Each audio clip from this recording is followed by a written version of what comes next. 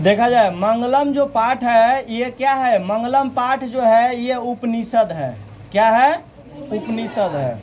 देखा जाए उपनिषद वैदिक वाड्मस्य अंतिमे भागे दर्शन शास्त्रस्य सिद्धांतान प्रकटयन्ति। इसका मतलब है कि इस उपनिषद में, किसमें? इस उपनिषद में वैदिक वाड्मय के अंतिम भाग में दर्शन शास्त्र का सिद्धांत प्रकट होता है। किसका सिद्धांत? दर्शन शास्त्र का सिद्धांत जो है प्रकट होता है। पहला समझ में आता ना, ये पाठ परिचय है। क्या है? पाठ परिचय, ठीक ना। सर्वत्र परम पुरुषस्य परमात्मा महिमा प्रधानता ज्ञेयते। सर्वत्र का मतलब होता है सभी। सर्वत्र का मतलब क्या होता है? सभी परम पुरुष परमात्मा का महिमा प्रधान रूप से गाई जाती है। जो यह जो पाठ है, इस पाठ में जो परम पिता जो परमेश्वर होते हैं उनकी जो महिमा होती है प्रधान रूप से क्या होती है? गाई जाती है। तेन परमात्मा जगत व्यापत अनुशासितम चासित। उनमें परमात्मा का जगत, जगत का मतलब होता है संसार, संसार के साथ क्या है? अनुशासित है, ठीक ना। स एवं सर्वेषां तमसा परम लक्ष्यम। स का मतलब होता है वह, वही सभी तपों में क्या है? परम लक्षण है। वही जो है सभी तपों में क्या है? परम लक्षण है। असीमन पाठे परमा उपनिषद वद्यांतक पंच मंत्र संकलित संति। यानी इस पाठ में परमात्मा के उपनिषद पद के रूप में 5 मंत्रों से संकलित है। 5 मंत्रों से क्या है? संकलित है। समझ में आ रहा है ना। अब इसके बाद हम लोग चलेंगे श्लोक में। कौची में चलेंगे? श्लोक। पहला श्लोक क्या कह रहा है समझिए। हिरण्मयेन पात्रेण सत्य पीतम मुखम तत्वम पुंसनावेणु सत्य धर्माय दृष्टते। इसका मतलब है, इस श्लोक का मतलब है, श्लोक का मतलब है ईश्वासे का मतलब है ईश्वर के द्वारा कहा गया है कि हे प्रभु सत्य का मुख सोने जैसे पात्र से ढका होता है। हे प्रभु सत्य का जो मुख होता है सोने जैसे पात्र से ढका होता है। सत्य धर्म के लिए मन से माया मोह को त्याग देना चाहिए, तभी सत्य की प्राप्ति संभव है। ये श्लोक नंबर 1 का क्या है? अर्थ है। श्लोक नंबर 1 का क्या है? अर्थ है। फिर से, हे प्रभु सत्य का मुख सोने जैसे पात्र से ढका होता है और सत्य धर्म के लिए मन से माया मोह को त्याग देना चाहिए, तभी सत्य की प्राप्ति संभव होती है। ये श्लोक का अर्थ है और इसका विस्तार से पढ़ेंगे कि जो व्यक्ति सत्य बोलता है, जो व्यक्ति सत्य बोलता है उसका जो मुख होता है सोने से पात्र, सोने जैसे पात्र से, पात्र का मतलब होता है ढक्कन, सोने जैसे पात्र से ढका होता है। यानी ऐसा कोनो व्यक्ति नहीं होता है कि जो सत्य बोलता है, सत्य के साथ साथ झूठ भी बोलता है ना। तो सत्य बोलेगा तभी उसका जो मुख है सोने जैसे पात्र से ढका रहेगा। अगर सत्य की प्राप्ति करना हो, सत्य की क्या करना हो? प्राप्ति करना हो, तो मन से माया मोह को त्याग देना चाहिए। यानी जिसके साथ माया मोह है, जैसे माया मोह भाई बहन के साथ है, माता पिता के साथ है, ठीक ना, तो इसके साथ अगर मन से माया मोह को अगर त्याग देंगे ना, तभी सत्य की प्राप्ति संभव होता है। यानी जैसे ऋषि मुनि क्या करते हैं? परिश्रम से अपना क्या करते हैं? वेद मंत्रों का पाठ करते हैं। मतलब उनके कोई माता पिता से उनका मतलब संबंध नहीं रहता है, तब जाके वो क्या होता है कि वह सत्य की प्राप्ति करते हैं। श्लोक नंबर 1 समझ में आ गया ना? कोई दिक्कत? चलिए दूसरा, श्लोक नंबर 2 समझते हैं। अणोरणियान महतो मह्यान आत्मस्य जंतु निहितम गुयाम तक्रमतु पश्यति वित्त शोक धातु प्रसाद मन महिमान मत मन। इसका मतलब क्या है देखा जाए। श्लोक नंबर दूसरा जो है कि जीव के हृदय रूपी गुफा में, जीव के हृदय रूपी गुफा में छोटे से भी छोटे, छोटे से भी छोटे, बड़े से भी बड़े, महान से भी महान आत्मा विद्यमान रहते हैं। जितना बड़ा जीव है होगा उसी के हिसाब से उसमें क्या है आत्मा विद्यमान। अगर चींटी जो है, चींटी अगर रेंगेगी तो उसके आगे हम माने बैरक लगाएंगे तो वो आगे जाएगी ना, वहीं से क्या होगा घूम जाएगी। मतलब उसमें आत्मा है। तो जीव का जो हृदय रूपी गुफा है उसमें आत्मा विद्यमान रहती है। यानी कैसन आत्मा विद्यमान?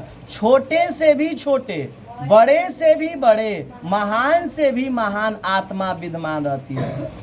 समझ में आया? फिर से, जीव के हृदय रूपी गुफा में छोटे से भी छोटे, बड़े से भी बड़े, महान से भी महान आत्मा विद्यमान रहते हैं। ठीक ना? उस परम सत्य के, फिर से देखा जाए, इसी में कहा है उस परम सत्य के दर्शन मात्र से जीव शोक रहित होकर परमात्मा में एकाएक हो जाता है। फिर से बताएं दूसरा श्लोक। जीव के हृदय रूपी गुफा में छोटे से भी छोटे, बड़े से भी बड़े, महान से भी महान आत्मा विद्यमान रहते हैं। सही है? आत्मा क्या होते हैं? विद्यमान रहते हैं। उस परम सत्य के दर्शन मात्र से जीव शोक रहित होकर परमात्मा में एकाएक हो जाता है। समझ में आ गया ना? दूसरा श्लोक समझ में आ गया ना? हो, चलते हैं अब तीसरा श्लोक समझते हैं। सत्यमेव जयते नानिरितम सतेन पंथा विततो देवयान एना कर्मंत श्रीजो हापत कामा यत्र तत् सतस्य परम निधानम। ठीक ना? इसका श्लोक नंबर तीसरा का अर्थ है सत्य की जीत होती है।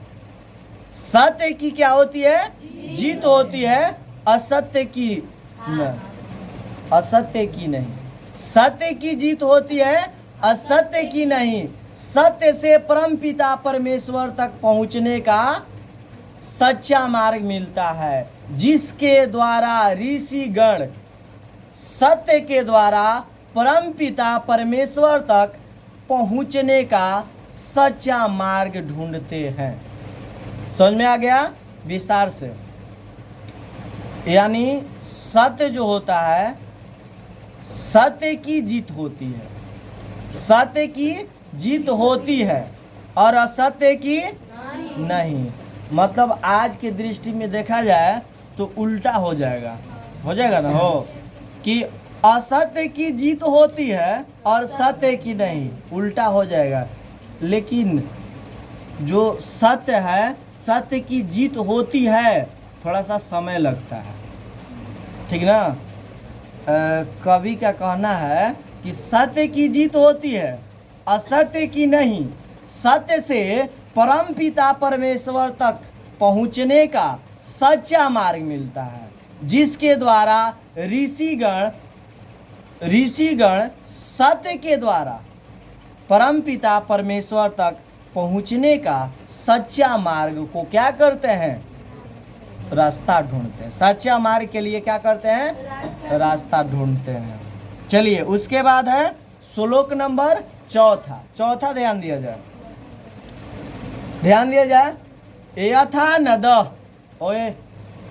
यथा नद सेंधमाना समुद्रे अस्तम गच्छन्ति नाम रूपे विहाय। विहाय का मतलब होता है छोड़कर।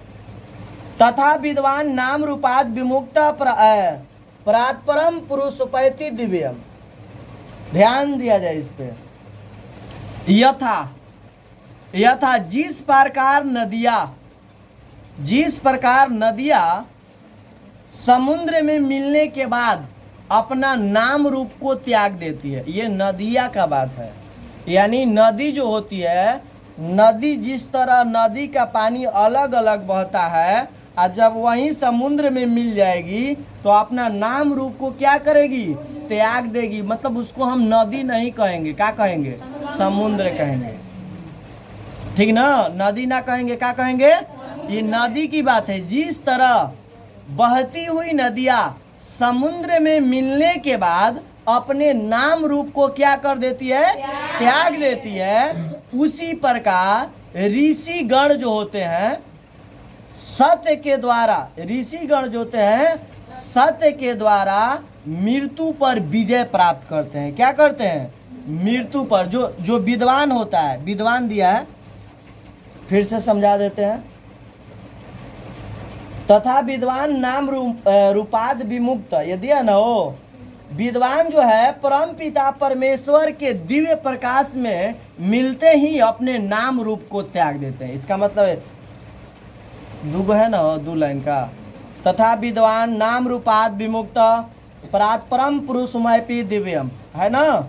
इसका मतलब है कुछ जो विद्वान होता है परम पिता परमेश्वर के दिव्य प्रकाश में मिलते ही अपने नाम रूप को क्या कर देते हैं, त्याग देते हैं। मतलब जिस प्रकार जो नदियाँ होती है समुद्र में मिलने के बाद अपने नाम रूप को त्याग देती है, उसी प्रकार जो विद्वान होते हैं वह परम पिता परमेश्वर के दिव्य प्रकाश में मिलते ही अपने नाम रूप को क्या करते हैं, त्याग देते हैं। श्लोक नंबर लास्ट, चलिए। वेदाहमेन्तम पुरुषम महांतम आदित्य वर्णम तम स परसात तमेव विदित्वाति मृत्यु नान्य पंथा वित्ते नाय। समझ में आ रहा है ना। वेद आदित्य वर्ण, क्या, वेद आदित्य वर्ण सूर्य के समान दिव्य रूप में क्या है, विराजमान है। फिर से, वेद आदित्य वर्ण, ठीक ना, सूर्य के समान दिव्य रूप में क्या है, विराजमान है। ज्ञानी जन उनका साक्षात्कार करके उस प्रकाश के दिव्य स्वरूप का अध्ययन करके परम पिता परमेश्वर तक क्या करते हैं, पहुंचते हैं। समझ में आ गया, कोई दिक्कत?